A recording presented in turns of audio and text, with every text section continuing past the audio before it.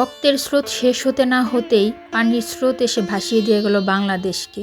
ভালো নেই আমাদের এই মাতৃভূমি, ভালো নেই এই বাংলার মানুষ।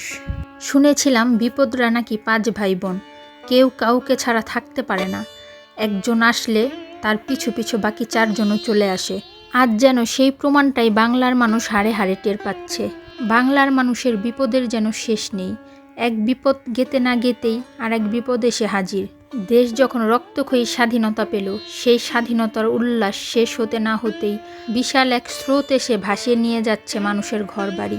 মানুষের এই কষ্ট হাহাকার দেখে দেশের কোনো মানুষই ভালো নেই।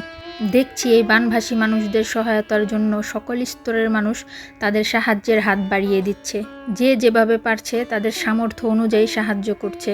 মানুষের এমন ঐক্যবদ্ধতা বাংলার মানুষ হয়তো এর আগে কমই দেখেছে। এইভাবে ঐক্যবদ্ধ থাকলে দেশটা একদিন অনেক এগিয়ে যাবে ইনশাল্লাহ। সকালে ঘুম থেকে উঠে ছেলেদেরকে নিয়ে চা পাড়াটা দিয়ে নাস্তাটা করে নিলাম। এরপর 2 ভাইকে 2টো ডিম সিদ্ধ করে দিলাম। কুট্টুসটার শরীরটা ভালো না, গতকালকে পড়ে গিয়ে অনেক ব্যথা পাইছে, তো রাত্রে জ্বর আসছিল। সকালে ঘুম থেকে উঠেই দেখি কান্না করছে, তাই আমি বাড়তি কোনো কাজ আর আজকে করলাম না। টুকটাক কাজগুলো করে রান্না করতে চলে আসলাম। মাংস রান্না করব, তাই আমি মশলাটা শিলপাটায় বেটে নিলাম। এখন সব মশলা দিয়ে মাংসটাকে মেখে নিয়ে কষিয়ে রান্না করে নেব। বাচ্চাটার শরীর ভালো না, এই জন্য যত ঝটপট কাজগুলো করা যায় তাই আমি করছি। জিরার গুঁড়ো ছিল না, তাই আস্ত জিরা আমি পাটায় বেটে নিয়ে রান্নাটা করছি। আর এমনিতেও বাটা মশলায় রান্না করলে কিন্তু যে কোনো তরকারি স্বাদ হয়। এমনিতেও মাংস রান্না করলে আমি মশলাটাকে শিলপাটায় বেটে রান্না করার চেষ্টা করি, কারণ বাটা মশলায় রান্না করলে যে কোনো তরকারি খেতে ভালো লাগে। রান্না শেষ করে নিয়ে ছেলেদেরকে গোসল করিয়ে দিয়েছি। এদিকে নামাজের সময় হয়ে গেছে, তাই ইঝান পাঞ্জাবি পরে নামাজে চলে গেল। যাওয়ার সময় বলে দিলাম মসজিদে যে দুষ্টামি করো না, সুন্দর মতো নামাজ পড়ো। ছেলেটা আমাকে বলল ঠিক আছে আম্মু। আর এই যে কুট্টুসটা, তাকেও তার ভাইয়ের মতো পাঞ্জাবি পরিয়ে দিয়েছি। মাশাল্লাহ, তসবি হাতে নিয়ে যায় নামাজে বসে সে নামাজ পড়ছে।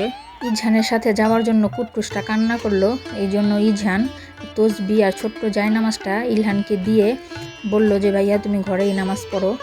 এখন সে জায়নামাজে বসে তসবি দিয়ে খেলা করছে। মাশাল্লাহ, সকাল থেকেই শুধু হেলিকপ্টার যাওয়ার শব্দ পাচ্ছি। এই হেলিকপ্টারগুলি হয়তো বানভাসী মানুষদের সাহায্যের জন্য ত্রাণ নিয়ে যাচ্ছে।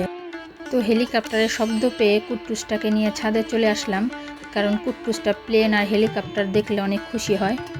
এই তো ছাদে এসে তার দুষ্টামি শুরু হয়ে গেছে। ছাদের গাছগুলোতে পানি দেওয়ার জন্য যে পাইপটা লাগানো আছে, ওই পানির পাইপটাই কুট্টুসটা চালু করতে চাচ্ছে। চালু করতে না পেরে আবার ঘুরে চলে যাচ্ছে। বেশ কিছু সময় ছাদে থেকে কুট্টুসটার ভিডিও করলাম, ছবি তুললাম। এরপর নিচে চলে গেলাম, নিচে গিয়ে কুট্টুসটা ঘুমিয়ে পড়েছে। আর এই দিক দিয়ে নামাজ শেষ করে ইঝানো বাসায় চলে এসেছে। বাসায় এসেই দেখে ভাই ঘুমিয়ে পড়ছে, তো এসে ভাইকে আদর করছে, চুমা দিচ্ছে। কুট্টুসটা খেলতে খেলতে এইভাবেই ঘুমিয়ে পড়ছে বালিশ ছাড়া।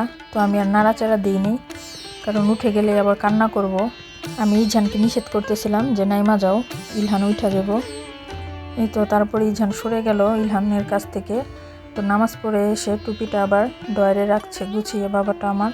এরপরে ইঝানকে বললাম চলো খাওয়া দাওয়া করে নিই, কুট্টুসটা তো ঘুমিয়ে আছে। দুপুরে খাওয়া দাওয়ার পরে বিকালে ইঝানও ঘুমাইছিল। এরপরে উঠে বাহিরে যেয়ে একটু খেলাধুলা করছে। বাহিরে খেলাধুলা করে এসে সন্ধ্যার পরে পড়তে বসছে। বিকালে আমি দোকানে গেছিলাম কিছু কেনাকাটার জন্য, আর 2 ভাইয়ের জন্য জুস, বিস্কিট আর মাফিন কেক কিনে নিয়ে আসছি। তো এইগুলি পেয়ে 2 ভাই এখন অনেক খুশি। দোকান থেকে এগুলি কিনে লুকিয়ে রাখছিলাম, ইঝান দেখে নাই, তো এখন বের করে দিছি। 2 ভাই তো অনেক খুশি। 2 ভাই মিলে ভাগাভাগি করছে কে কোনটা নেবে। তো আমার আজকের ভিডিও এই পর্যন্তই ছিল। আপনাদের কাছে যদি আমার ভিডিও ভালো লেগে থাকে, আমার চ্যানেলটিকে লাইক এবং সাবস্ক্রাইব করার অনুরোধ রইল। আমার সন্তান এবং পরিবারের জন্য দোয়া করবেন। আমিও দোয়া করি আল্লাহ তাআলা আপনাদের সবাইকে ভালো রাখুক, সুস্থ রাখুক। আল্লাহ হাফেজ।